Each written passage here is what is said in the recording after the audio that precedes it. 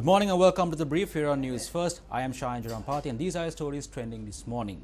World oil prices crash, but no benefits in sight for Sri Lankans. Slascom concerned with inclusion of tech services in Indo-Lankan trade agreement. Senior SLFPers respond to claims of a split within the party. Oil futures fell further with US crude touching its lowest since 2003. As the global supply glut bumped up against bearish financial news that sparked deeper worries over demand. Now, will the Sri Lankan consumer benefit from this? Subject Minister Chandama Weerkodi had this to say on the matter. We have incurred a colossal loss by importing crude oil for a higher price prior to 2014 and selling it for a concessionary rate. We focused our attention towards a number of important facts and held several rounds of discussions to create the price formula. The Ministry of Finance must provide its recommendations. In January, there was a massive price reduction. Crude oil distributed at present are from the stocks imported before October. I do not think anyone bids for such a price in the tenders that were closed yesterday. It will take us some time to provide this relief. At present, it is not practical.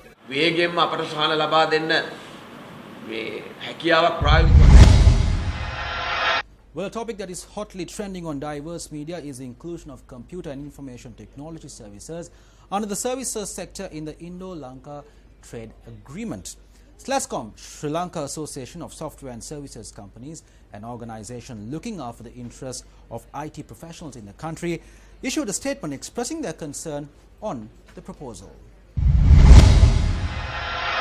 Slascom, Sri Lanka Association of Software and Services Companies, an organization looking after the interest of IT professionals in the country, issued a statement expressing their concern on the proposed agreement. The statement reads, Slascom, with utmost caution, will evaluate any trade agreement, and we reiterate that we will not support any agreement that is detrimental to the industry and the country. The opposition, meanwhile, has raised their eyebrows over the proposed agreement between Sri Lanka and neighbour India. The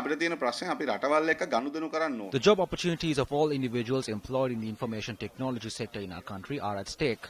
This is because there is an accepted salary structure that exists in this industry. This salary structure can collapse if IT specialists from India arrive in our country.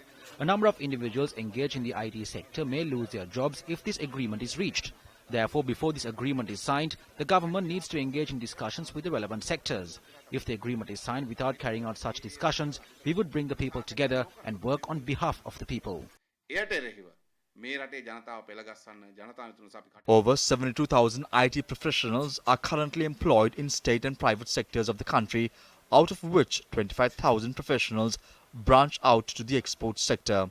3,000 pass out as information technology graduates from state universities, while another 3,000 pass out from private universities, looking at opportunities in a growing IT and BPO market in Sri Lanka. The industry generates $700 million revenue annually, placing itself as the fifth largest export industry in Sri Lanka, contributing silently but steadily to the economy. Last afternoon at a media briefing, the State Minister of International Trade gave a commitment and said no country will be allowed to exert influence on the island nation. We will only be signing the agreement if there are benefits to the country. At the same time, there will be no undue influence from India.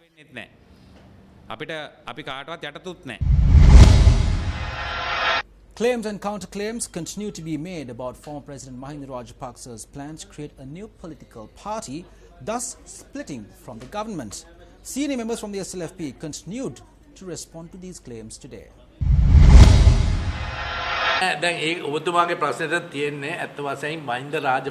With regard to your question, Mahinda Rajapaksa had at numerous occasions said that he has never left the Sri Lanka Freedom Party. There is no reason to doubt that. It was not a secret to call for an inquiry as well. As far as I am aware, no MP from the Sri Lanka Freedom Party had said that they will form a new party. However, persons who worked with us, namely Vimal Veeravansha, has said that they will create a new party. Gamanpilla was never in our alliance, but he has said so. Vasudeva Nanayakkara had also said that if they do not split the party, there will be no future for them.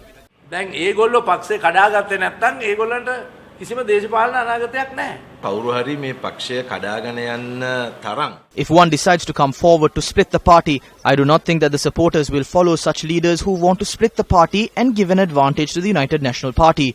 I do not believe that they will allow all the local government institutions to come under the United National Party. A party is a party. කටයුතු කළ යුතුයි කියලා. පක්ෂේ නම් පක්ෂේ. And that is a wrap of the brief here on News First today. For the News First team, I am Shahan Jurampati, reminding you to stay briefed.